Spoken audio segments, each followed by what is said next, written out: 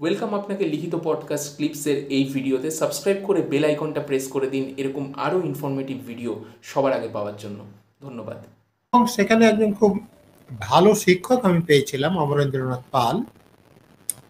তিনি আমাকে ওই বিদ্যাসাগরের জীবনী বলিয়ে, রবীন্দ্রনাথের জীবনী বলিয়ে, নেতাজির জীবনী বলিয়ে, গান্ধীজির জীবনী বলিয়ে, ডাল্টনের জীবনী বলিয়ে আমাকে একটু বড় হওয়ার জন্য যে ইচ্ছেটা ওখানেই আমার মধ্যে তৈরি করে দিয়েছিলেন।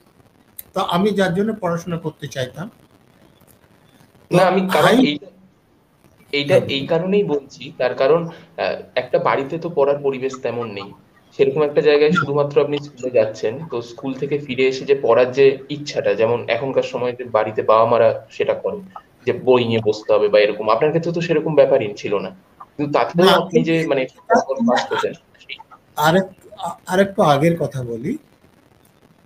আমার বাবাকে আমার ঠাকুরদা ওখানে প্রাইমারি স্কুল না থাকলেও দু একজন লোক, ধরুন যে মাধ্যমিক পাস করা বা এরকম তো ছিল না, কিন্তু যারা ফোর পর্যন্ত পড়েছে কি থ্রি পর্যন্ত পড়েছে তারা এখানে অনেক শিক্ষিত লোক।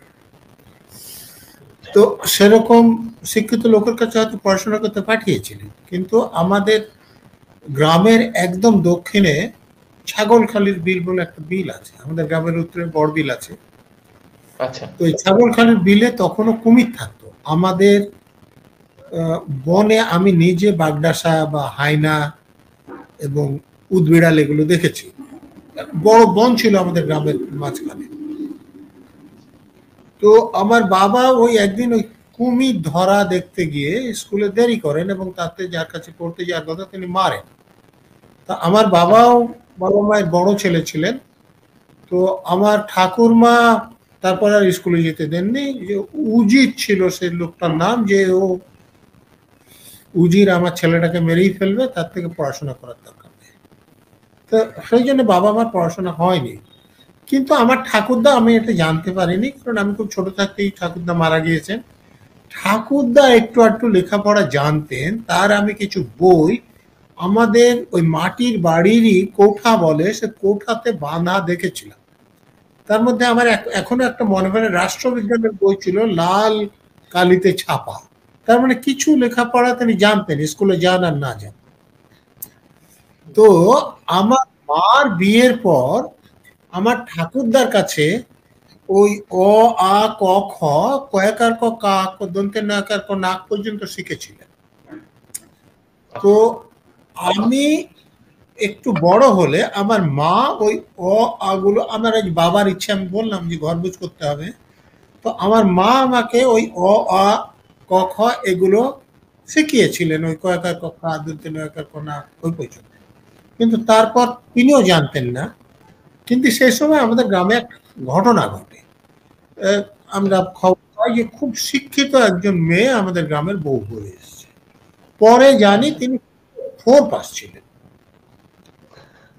তখন মানে আমরা জেনেছিলাম যে খুব শিক্ষিত মেয়ে আমাদের গ্রামে একজন বিয়ে হয়ে এসেছেন। তো গ্রাম সম্পর্কে তিনি আমার মামি ছিলেন। তো আমার মা সেই মামির কাছে আমাকে নিয়ে যান যে একে একটু পড়াশোনা শেখাও। তো তার কাছে আমি ওই বর্ণপরিচয় প্রথম ভাগটা এবং দ্বিতীয় ভাগ খানিকটা, এবং যোগ এবং বিয়োগ শিখি। গুণ শেখার সময় আসলে বলেন যে বাবা আমি তো এটা ভুলে গিয়েছি। তা আমাদের আচ্ছা। গ্রামে একজন লোক গুণ গুণ ভাগ জানতেন, তার নাম মফিজ বিশ্বাস ছিল। তখন তিনি, আমি যেরকম এখন বয়স্ক, তখন তিনিও সেরকম বয়স্ক লোক ছিলেন। তা আমার মা একদিন তার কাছেও নিয়ে গেলেন। তিনি গ্রাম সম্পর্কে আমার নানা হতেন, অর্থাৎ দাদু আপনি জানেন। হুম। দাদু দাদু, হুম। তো তার কাছে আমি গুণটা শিখলাম। তো গুণ শেখার পর ভাগ যখন শিখছিলাম, একদিন আমাদের গ্রামের আরেকজন লোক ইয়ার মোহাম্মদ বলে নাম, এসে বৈঠকখানায় শিখতাম। বৈঠকখানায় এসে বললেন যে বিশ্বাস, এই কাটার মুখ ছুঁচলে করো না, তোমার পায়েই ভুগবে। মাই এই গড। কথাটি তখন আমি এটা ভালো বুঝিনি। তা বাড়িতে আসলে তো কি পড়লি শিখলি এসব জিজ্ঞেস করতেন মা বাবা। তো বাবা যখন জিজ্ঞেস করলেন আমি কথাটা বললাম, তখন আমার বাবার এই গুণটা পেয়েছি। আমার বাবা খুব আত্মসম্মান বোধ সম্পন্ন লোক ছিলেন। উনি বললেন যে আর ওখানে যেতে হবে না, আমার যাওয়া আর হলো না। তো এরপরে পাশের গ্রামে যখন স্কুলটা খুললো, সে কথাটা তো আপনাকে বললাম, আমি গেলাম। যার ফলে প্রাইমারি স্কুলে আমি গিয়ে আমি একদম ওয়ানে ভর্তি হলাম, শিশু শ্রেণী বা অন্য শ্রেণীতে ভর্তি হয়নি। এবং হাফ ইয়ারলি যখন পরীক্ষা হলো, তখন দুটো বিষয়ে পরীক্ষা হয়েছিল, একটা অঙ্ক, একটা বাংলা। অঙ্কতে আমি 50-এর মধ্যে 85 পেয়েছিলাম, বাংলাতে 49। মাস্টারমশাই বললেন তোকে 50 দেওয়া যেত, কিন্তু দেওয়া হয়নি, তোর অহংকার হয়ে যাবে বলে। তো সেটা আমি বুঝি যে মাস্টারমশাই ঠিকই করেছিলেন। তো এইভাবে আমি তো হাই স্কুলে গেলাম। সম্পূর্ণ ভিডিওটি শেষ পর্যন্ত দেখার জন্য ধন্যবাদ, এবং যদি ভিডিওটি ভালো লেগে থাকে তাহলে একটা লাইক করে দিন এবং সাবস্ক্রাইব করে দিন, যাতে এরকম আরও ভিডিও আপনি সবার আগে পেতে পারেন। এবং কমেন্ট করে জানান কেমন লাগলো বা আপনার কি মতামত এই ভিডিওটা সম্পর্কে, এবং বন্ধুবান্ধব সবার সাথে শেয়ার করতেই পারেন। Thank you.